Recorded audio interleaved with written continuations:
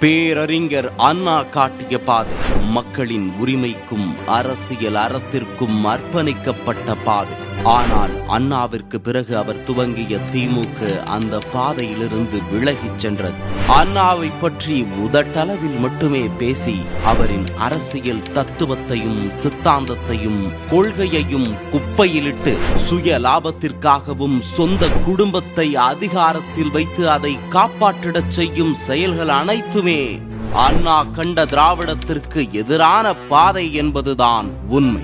அண்ணா வழி திராவிடம் எனும் லட்சிய பாதையில் நம் மக்களின் மனசாட்சியாக அண்ணாவின் குரலாய் அண்ணா வழி திராவிடம் எனும் இதழ் ஒலிக்கவிருக்கிறது. மாதம் 2 முறை டிஜிட்டல் வடிவில் வெளியாகும் இந்த இதழில் திமுகவால் திட்டமிட்டு மறைக்கப்பட்ட உண்மைகள் வெளிவரும்.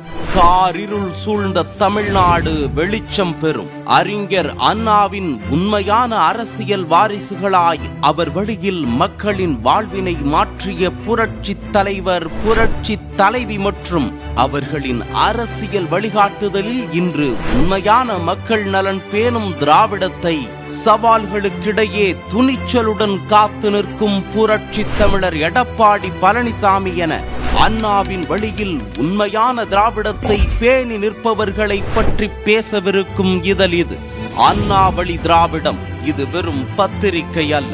அறிஞர் அண்ணாவின் திராவிடத்தை உலகிற்கு ஓங்கி உரைக்கும் டிஜிட்டல் புரட்சி. செப்டம்பர் 17 முதல்